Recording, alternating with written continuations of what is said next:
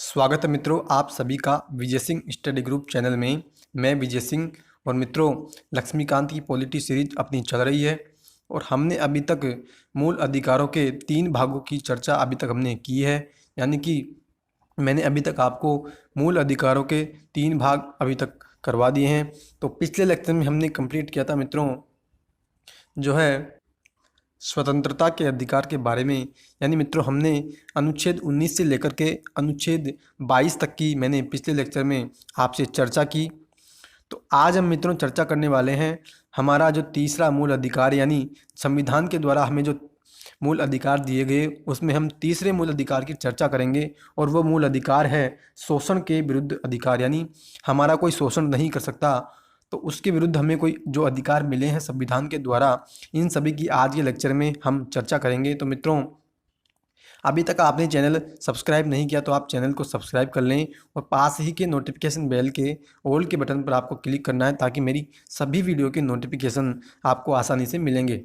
तो मित्रों, अब हम चर्चा करते हैं शोषण के विरुद्ध अधिकार की। तो मित्रों, बात कही जा रही है कि मानव दुर्व्यापार एवं बलात् श्रम का निषेध। यानी मित्रों, किसी मनुष्य का आप जो है व्यापार नहीं कर सकते और आप जो है ज़बरदस्ती किसी व्यक्ति से काम भी नहीं करवा सकते। तो बात कही जा रही है अनुच्छेद 23 में कि मानव दुर्व्यापार, बेगार, बलात् श्रम और इसी प्रकार के अन्य बलात् श्रम के प्रकारों पर भी प्रतिबंध लगाता है। यह अधिकार नागरिक और गैर नागरिक दोनों के लिए उपलब्ध होगा। यानी कि मित्रों, जो है हम जो है किसी मनुष्य का जो है एक स्थान से दूसरे स्थान पर जो है उसकी खरीद फरोख्त नहीं कर सकते और ज़बरदस्ती किसी व्यक्ति के साथ आप जो है काम भी नहीं करवा सकते। और यह जो अधिकार है, यानी शोषण के जो विरुद्ध अधिकार के अंतर्गत जो मनुष्य का दुर्व्यापार है या ज़बरदस्ती उसके साथ कोई काम करवाना है, तो यह भारत का कोई नागरिक हो या कोई विदेशी व्यक्ति, दोनों को यह अधिकार प्राप्त होता है। तो मित्रों, आगे बात कही जा रही है कि मानव दुर्व्यापार, यानी कि जो मानव दुर्व्यापार शब्द की जिसकी हमने चर्चा की, तो इस शब्द में कौन कौन सी चीज़ें शामिल हैं, तो इसी बात की परिचर्चा की जा रही है कि पुरुष, महिला और बच्चों की वस्तु के समान खरीद बिक्री। यानी पुरुष को या महिला को या बच्चों को अगर आप बेचते हो तो वो सभी जो है मानव दुर्व्यापार में शामिल किए जाते हैं। नेक्स्ट की बात कही जा रही है कि महिलाओं और बच्चों का अनैतिक व्यापार, इसमें वेश्यावृत्ति भी शामिल है। यानी कि अगर महिलाएं और बच्चों को आप अनैतिक किसी कार्य में करवाने के लिए या किसी वेश्यावृत्ति में जो है आप शामिल करने के लिए अगर उसको बेच रहे हो, तो यह भी जो है मानव दुर्व्यापार में शामिल किया जाता है। तो फ्रेंड्स, नेक्स्ट बात कही जा रही है कि देवदासी और दास, यानी कि जो पुराने समय में जो देवदासी प्रथाएं चलती थी, वो भी जो है मानव दुर्व्यापार के अंतर्गत ही शामिल की जाती है। और फ्रेंड्स, नेक्स्ट बात कही जा रही है कि बेगार का मतलब बता रहा है कि बेगार की जो हमने अभी चर्चा की कि बलाश्रम या बेगार की बात अभी मैंने आपसे की, तो उसी की बात कही जा रही है कि बेगार का आखिर अर्थ क्या है। तो बात कही जा रही है कि बेगार का मतलब है कि बिना पारिश्रमिक के काम करवाना। यानी कि मित्रों, अगर आपसे कोई व्यक्ति काम करवा ले और आपको जो है उस काम के बदले पैसा नहीं दे, तो ये मान के चलिए कि आपने जो है उसका जो है फ्री में काम किया है, तो यह आपको जो है बेगार के शब्द में जो है आप बेगार के शब्द के अंतर्गत आते हैं। यानी कि जो है हम आम भाषा में भी कहते हैं कि हम आपकी बेगारी नहीं है, तो उसी की बात यहाँ पे की जा रही है। यानी कि बिना परिश्रम, बिना पैसे के अगर आप काम कर रहे हो, तो इसका मतलब आप जो है बेगार कर रहे हो। तो बात आगे कही जा रही है कि बलात् श्रम का अर्थ है किसी व्यक्ति की इच्छा के विरुद्ध उससे काम करवाना। यानी बलात् श्रम, यानी कि मित्रों शब्द के अंतर्गत ही बात कही जाएगी कि बलात् यानी बलपूर्वक और श्रम यानी काम करवाना। यानी अगर किसी व्यक्ति से आप ज़बरदस्ती काम करवाओगे तो वो जो है बलात् श्रम के अंतर्गत आता है। और मित्रों, नेक्स्ट बात कही जा रही है कि इस संबंध में बंधुआ मजदूरी व्यवस्था निरसन अधिनियम 1976, न्यूनतम मजदूरी अधिनियम 1948 और ठेका श्रमिक अधिनियम 1970 और समान पारिश्रमिक अधिनियम 1976 भी बनाए गए। यानी मित्रों, ये जो शोषण के विरुद्ध अधिकार है, उसके उद्देश्य को पूरा करने के लिए सरकार ने क्या किया कि बंधुआ मजदूरी को समाप्त करने के लिए जो है एक अधिनियम बनाया और जो है पुरुष और महिलाओं को काम के बदले में एक न्यूनतम मजदूरी तो उनको मिलनी ही चाहिए, तो उसके लिए भी उन्होंने जो है एक एक्ट बनाया। फिर ठेका जो श्रमिक, यानी ठेके पर जो काम करने वाले लोग हैं उनके लिए, और जो है पुरुष और महिलाओं इन सभी को समान जो है वेतन मिले, तो इन सभी के लिए जो है संसद के द्वारा या जो है सरकार के द्वारा कानून बनाए गए हैं।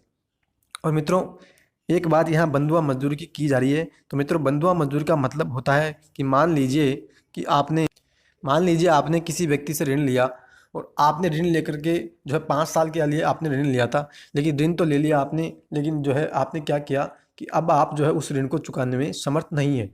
तो मित्रों, जब आपने ऋण लिया था तो उस साहूकार ने या उस व्यक्ति ने आपसे जो है एक अनुबंध पर हस्ताक्षर करवा लिया कि अगर आपने मेरा ऋण नहीं चुकाया तो जो है आप एक निश्चित समय, यानी कि उसमें लिखा होगा कि या आप जो है आने वाले 10 वर्षों या आने वाले 20 वर्षों के लिए मेरे लिए फ्री में काम करेंगे।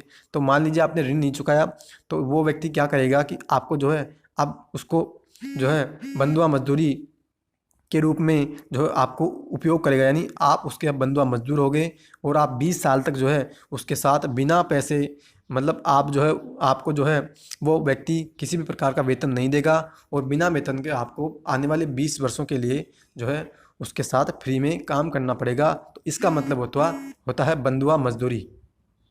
और फ्रेंड्स, नेक्स्ट अब हम चर्चा करते हैं अनुच्छेद 24 की, जिसमें कि कहा गया है कारखानों आदि में बालकों के नियोजन का निषेध, यानी कारखानों में बालकों को काम पर नहीं लगाया जा सकता। तो मित्रों, बात कही जा रही है अनुच्छेद 24 किसी फैक्ट्री, खान अथवा किसी संकट वाले गतिविधि वाले कार्य में या रेलवे में 14 साल से कम उम्र के बच्चे को नियोजन पर प्रतिषेध करता है। यानी मित्रों, ऐसा समझिए कि 14 साल से कम उम्र का अगर कोई बालक है तो उसको जो है किसी फैक्ट्री के अंदर या किसी खान में या कोई ऐसी संकट वाले कार्य में उसको, या फिर रेलवे में भी 14 साल से कम उम्र के बच्चे को काम पर नहीं लगाया जा सकता। लेकिन मित्रों, इसमें एक अपवाद भी बता रहा है कि यह प्रतिषेध किसी नुकसान न पहुंचाने वाले अथवा निर्दोष कार्यों में नियोजन का प्रतिषेध नहीं करता। यानी मित्रों, अगर कोई ऐसा कार्य है कि जिससे बच्चे को कोई नुकसान न पहुंचे, तो उस कार्य में तो उस बच्चे को जो है काम पर लगाया जा सकता, भले ही वो बच्चा 14 साल से कम उम्र का हो। तो आगे बात कही जा रही है बाल श्रम प्रतिषेध और नियमन अधिनियम 1986 इस दिशा में महत्वपूर्ण कानून है। इसके अलावा बालक नियोजन अधिनियम 1938, कारखाना अधिनियम 1948 और खान अधिनियम 1952 और वाणिज्य पौध परिवहन अधिनियम 1958, बागान श्रम अधिनियम। यानी कि मित्रों, यह बात कही जा रही है कि बालकों को जो है किसी संकट वाले कार्य में नहीं लगाया जाए।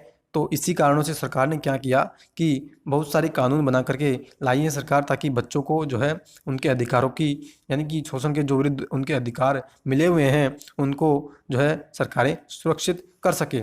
और इसी संदर्भ में आगे बात कही जा रही है कि बालक अधिकार संरक्षण आयोग, यानी कि NCPCR जो है national commission for protection of children rights की जो, यानी कि जो कमीशन की बात कही जा रही है, उसको 2005 में बालकों के अधिकारों के संरक्षण के लिए एक राष्ट्रीय आयोग और एक राज्य आयोगों की स्थापना और बालकों के विरुद्ध अपराधों तथा बालक अधिकारों के उल्लंघन पर शीघ्र विचारण के लिए अधिनियमित किया। यानी मित्रों, ये कहना चाह रहा है कि बच्चों के अधिकारों के संरक्षण के लिए सरकारों ने क्या किया कि एक अधिनियम बनाया, बालक अधिकार संरक्षण आयोग अधिनियम, और इस अधिनियम के माध्यम से एक आयोग की स्थापना की गई, बाल अधिकार संरक्षण आयोग, जो क्या करेगा, जो बच्चों के अधिकारों की सुरक्षा करेगा। और फ्रेंड्स, नेक्स्ट की अपन बात करें तो नेक्स्ट कह रहा है कि अपना अब जो है अगला मूल अधिकार स्टार्ट हो रहा है, धर्म की स्वतंत्रता का अधिकार। तो फ्रेंड्स, इसमें हम चर्चा करेंगे धर्म की स्वतंत्रता की, यानी किसी व्यक्ति को या कौन कौन से व्यक्ति हैं जिसको धर्म की स्वतंत्रता प्रदान की गई है संविधान के द्वारा मूल अधिकारों के रूप में।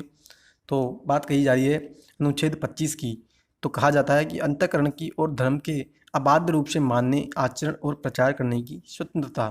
यानी मित्रों, प्रत्येक व्यक्ति को भारत में किसी भी धर्म को मानने की स्वतंत्रता है और किसी भी धर्म के साथ आचरण करने का जो है उसको अधिकार भी है।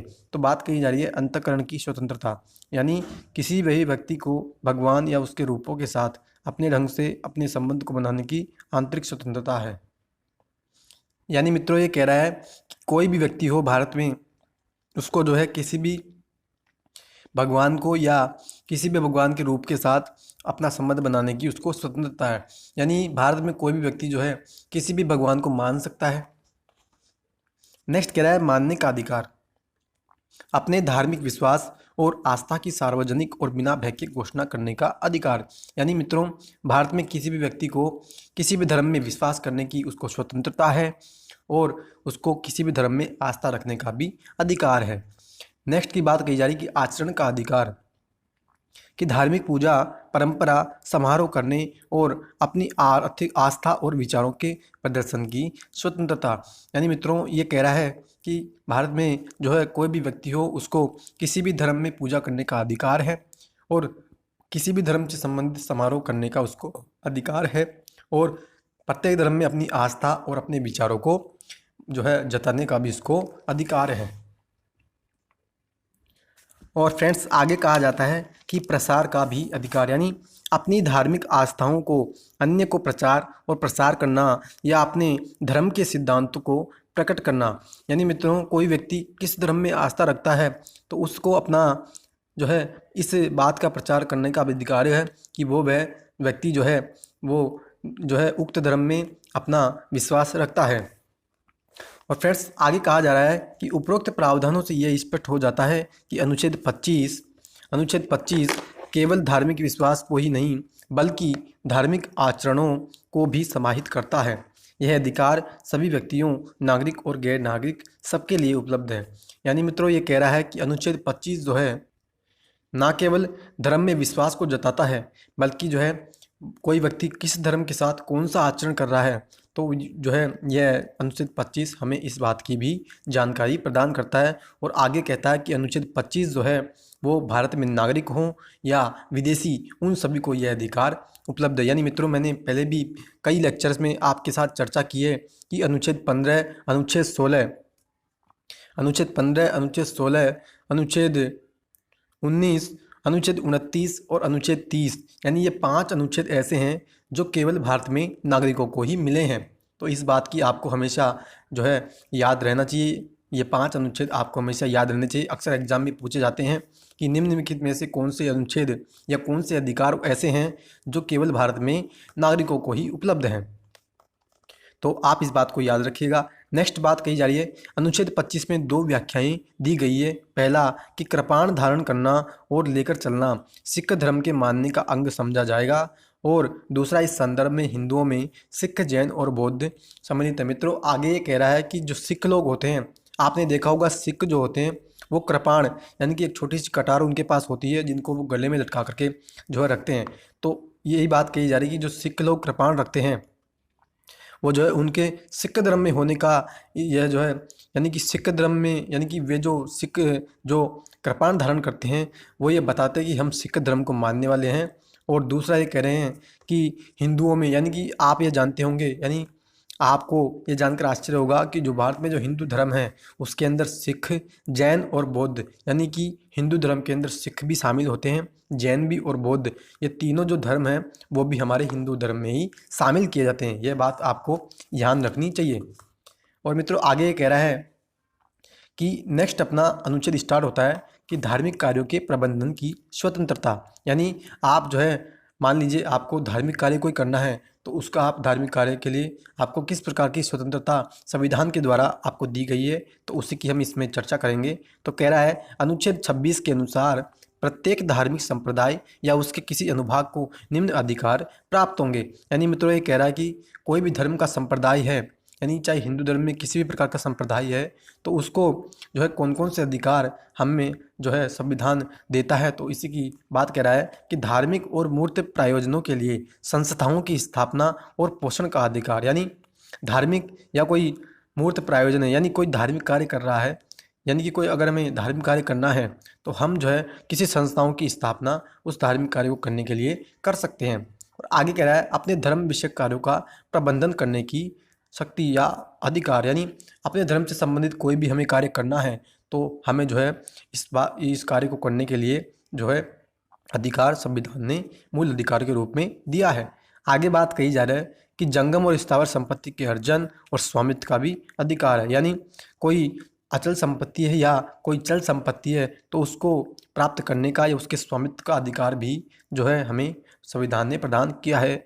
और आगे कही जा रही है बात कि ऐसी संपत्ति का विधि के अनुसार प्रशासन करने का अधिकार है। तो मित्रों ये था अपना अनुच्छेद 26।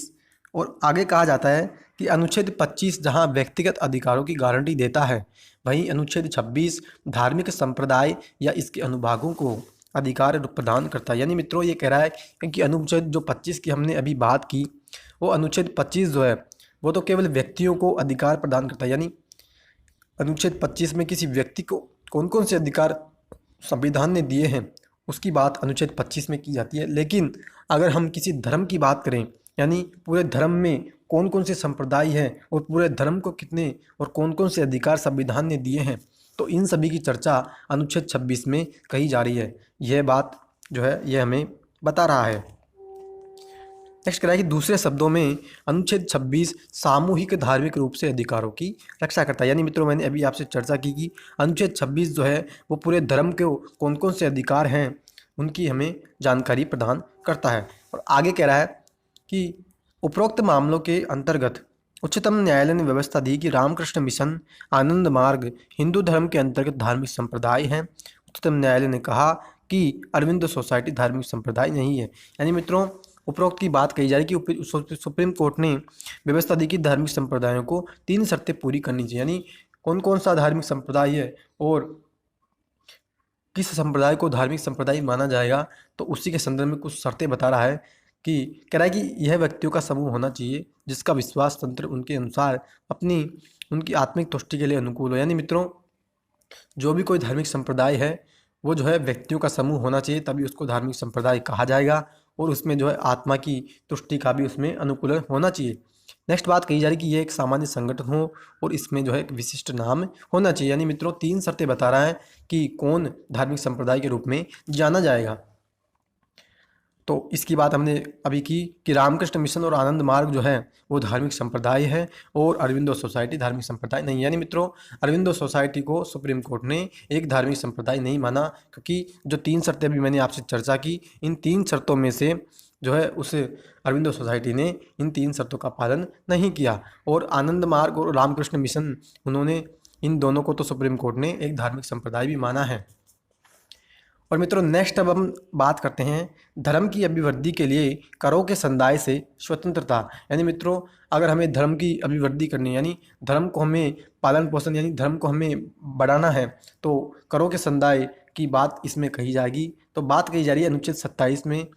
तो कहता है कि अनुच्छेद 27 में उल्लिखित है कि किसी भी व्यक्ति को किसी विशिष्ट धर्म या धार्मिक संप्रदाय की अभिवृद्धि या पोषण में व्यय करने के लिए करों के संदाय हेतु बाध्य नहीं किया जाएगा। यानी मित्रों, ये कह रहा है कि हम जो है किसी व्यक्ति को जो है कर देने के लिए बाध्य नहीं कर सकते कि हम जो है कि किसी विशेष धर्म को जो है हम समर्थन देंगे। तो यानी कि अगर हमें मान लीजिए हमें हिंदू धर्म को जो है बढ़ाना है या हिंदू धर्म का हमें प्रसार प्रसार करना है, तो हम जो है किसी व्यक्तियों पर हिंदू धर्म की प्रसार प्रसार करने के लिए उन पर टैक्स आरोपित नहीं कर सकते। यह बात इसमें कही जा रही है। दूसरे शब्दों में कह रहा है कि राज्य कर के रूप में एकत्रित धन को किसी विशिष्ट धार्मिक उत्थान और रखरखाव के लिए व्यय नहीं कर सकता। यानी कि राज्य जो होगा वो अगर जो है टैक्स एकत्रित करता है तो उस टैक्स को जो है किसी विशेष धर्म को जो है बढ़ाने या उसके रखरखाव के लिए उस टैक्स का उपयोग राज्य जो है नहीं कर सकता। यह व्यवस्था राज्य को किसी धर्म का दूसरे के मुकाबले पक्ष लेने से रोकता है। यानी मित्रों, ये कह रहा है कि एक धर्म को जो है विशेष अधिकार या विशेष तवज्जो देने से जो है यह बात मना कर रहा है। यानी मित्रों, कोई राज्य जो है टैक्स को, जो जनता से टैक्स वसूला जाता है, उस टैक्स का उपयोग जो है किसी विशेष धर्म को जो है बढ़ाने या रखरखाव करने के लिए उस टैक्स का उपयोग नहीं कर सकता। और आगे कह रहा है ऐसा इसलिए क्योंकि शुल्क लगाने का उद्देश्य धार्मिक संस्थानों। और मित्रों, नेक्स्ट यह बात की जा रही कि यह व्यवस्था केवल कर की उगाही पर रोक लगाती है, न कि शुल्क पर। यानी मित्रों, ये कह रहा है कि सरकारें जो है जनता पर टैक्स तो नहीं लगा सकती किसी विशेष धर्म को बढ़ाने के लिए, लेकिन उन पर शुल्क जो है लगा सकती है, क्योंकि ये कह रहा है कि शुल्क लगाने का उद्देश्य होता है धार्मिक संस्थानों पर धर्मनिरपेक्ष प्रशासन के पक्ष में नियंत्रण लगाना। इस तरह तीर्थ यात्रियों से शुल्क की उगाही की जा सकती है। यानी मित्रों, ये कह रहा है कि सरकारें जो है जनता से शुल्क वसूल सकती है, क्योंकि शुल्क लगाने का उद्देश्य क्या होता है कि मान लीजिए आपको जो है सरकारें तीर्थ यात्रा में जो है विभिन्न प्रकार की सुविधाएं प्रदान करती है, तो उसके बदले में आपसे कुछ शुल्क वसूल लेती है कि हम जो है आपको कुछ सुविधाएं प्रदान कर रहे हैं, तो इसके बदले में आपको कुछ शुल्क देना होगा। तो इसकी बात यहाँ कही जा रही है कि टैक्स तो नहीं वसूल सकती सरकारें, लेकिन जो है कुछ शुल्क आपको सुविधाएं जो है देने के लिए जो है सरकारें वसूल सकती है। ताकि उन्हें कुछ विशेष सुविधाएं और सुरक्षा मुहैया कराई जा सके। यानी मित्रों, मैंने आपसे चर्चा की कि कुछ विशेष सुविधाएं देने के लिए सरकारें आप पर कुछ शुल्क लगा सकती है। इसी तरह धार्मिक कार्यकलापों और उनके खर्च के नियमितीकरण पर भी शुल्क लगाया जाता है। यानी मित्रों, धार्मिक कार्यकलाप अगर करने हों तो उन पर भी कुछ शुल्क सरकारें लगा सकती है। और मित्रों, नेक्स्ट अब हम बात करते हैं धार्मिक शिक्षा में उपस्थित होने से स्वतंत्रता, यानी अनुच्छेद 28 की अब हम बात करेंगे। तो कह रहा है, अनुच्छेद 28 के अंतर्गत राज्य निधि से पूर्णतः पोषित किसी शिक्षा संस्था में कोई धार्मिक शिक्षा न दी जाए। यानी मित्रों, सामान्य शब्दों में मैं कहूँ तो ये कह रहा है कि मान लीजिए कोई संस्था है, यानी कोई शैक्षणिक संस्था है, और वो जो है संस्था किसी सरकार के द्वारा या राज्य के पैसे से जो है स्थापित की गई है, तो उस संस्था में जो है क्या होगा कि वो संस्था जो है कोई भी धार्मिक शिक्षा जो है बच्चों को प्रदान नहीं कर सकती। और कह रहा है कि हालांकि यह व्यवस्था उन संस्थानों पर लागू नहीं होती जिनका प्रशासन तो राज्य कर रहा है, लेकिन इनकी स्थापना किसी विन्यास या न्यास के अधीन नहीं हुई है। यानी मित्रों, ये कह रहा है कि अगर कोई शैक्षणिक संस्था जिसकी स्थापना किसी ट्रस्ट के माध्यम से हुई है, तो जो है उसमें धार्मिक शिक्षा प्रदान की जा सकती है। और अगर मान लीजिए अगर किसी शैक्षणिक संस्था की स्थापना किसी राज्य ने की है, तो उसमें हम जो है धार्मिक शिक्षा बच्चों को प्रदान नहीं कर सकते। और आगे बात कही जा रही है, राज्य से मान्यता प्राप्त या राज्य निधि से सहायता पाने के लिए शिक्षा संस्था में उपस्थित होने वाले किसी व्यक्ति को ऐसी संस्था में दी जाने वाली धार्मिक शिक्षा या उपासना में भाग लेने के लिए उसकी अपनी सहमति के बिना बाध्य नहीं किया जाएगा। ये कहना चाह रहा है मित्रों कि मान लीजिए राज्य ने कोई संस्था, यानी कि राज्य ने कोई शैक्षणिक संस्थान स्थापित किया, और मान लीजिए उसमें जो है धार्मिक शिक्षा अगर बच्चों को दी जा रही है, तो धार्मिक शिक्षा देने के लिए जिस बच्चे को धार्मिक शिक्षा दी जानी है, तो पहले उस बच्चे से आपको सहमति लेनी पड़ेगी, तभी आप जो है उस बच्चे को धार्मिक शिक्षा दे सकते हो, और जो है उस बच्चे को आप बाध्य भी नहीं कर सकते। और आगे कहा जा रहा है, अवयस्क के मामले में उसके संरक्षक की सहमति की आवश्यकता होगी। यानी मान लीजिए वो बच्चा 18 साल से कम उम्र का है, तो उस परिस्थिति में उस बच्चे को धार्मिक शिक्षा देने के लिए उसके माता पिता से आपको सहमति लेनी पड़ेगी। और मान लीजिए अगर वो बच्चा 18 साल से अधिक उम्र का है, तो उस परिस्थिति में आपको उस बच्चे से जो है धार्मिक शिक्षा देने के लिए आपको सहमति लेना आवश्यक होगा। और मित्रों, आगे बात कही जा रही है, इस तरह अनुच्छेद 28 4 प्रकार की शैक्षणिक संस्थानों में विभेद करता है। जैसे बात कही जा रही है, ऐसे संस्थान जिनका पूरी तरह रखरखाव राज्य करता है। यानी मित्रों, 4 प्रकार की शिक्षा संस्थाओं की बात यहाँ कही जा रही है कि एक संस्थान ऐसे होते हैं जिनका रखरखाव जो है पूरी तरह से राज्य करता है, यानी वो राज्य सरकारों द्वारा स्थापित किए जाते हैं। आगे कहा जा रहा है कि ऐसे संस्थान जिनका प्रशासन राज्य करता है, लेकिन उनकी स्थापना किसी ट्रस्ट के माध्यम से होती है। यानी मान लीजिए कोई शिक्षा संस्थान ऐसा है जिसको कि किसी ट्रस्ट ने स्थापित कर दिया, लेकिन उसका जो वर्तमान में जो प्रशासन कर रहा है या उसको कौन वर्तमान में चला रहा है, तो वो राज्य चला रहा है, तो वो दूसरा प्रकार का संस्थान हो गया। आगे बात कही जा रही है कि राज्य के द्वारा मान्यता प्राप्त संस्थान, यानी मान लीजिए कोई संस्थान किसी व्यक्ति ने या किसी ट्रस्ट ने मान लीजिए कोई संस्थान स्थापित कर लिया, लेकिन उसको मान्यता राज्य के द्वारा प्रदान की गई है, तो वो तीसरे प्रकार का संस्थान हो गया। आगे बात कही जा रही है, ऐसा संस्थान जो राज्य के द्वारा वित्त सहायता प्राप्त कर रहे हों। यानी चौथे संस्थान की यहाँ बात की जा रही है कि ऐसा चौथा संस्थान जिसमें राज्य के द्वारा उस संस्थान को पैसा उपलब्ध कराया जा रहा है। तो मित्रों, ये था हमारा आज का जो है धर्म की स्वतंत्रता के अधिकार का टॉपिक, जो कि एक मूल अधिकार है। और उसमें मैंने आपसे चर्चा की अनुच्छेद 25 से लेकर के अनुच्छेद 28 तक की, जिसमें कि मैंने अनुच्छेद 25 में आपसे चर्चा की अंतःकरण की और धर्म को अबाध रूप से मानने की स्वतंत्रता की मैंने बात की। फिर मैंने 26 में आपसे बात की धार्मिक कार्यों के प्रबंधन की स्वतंत्रता की बात की।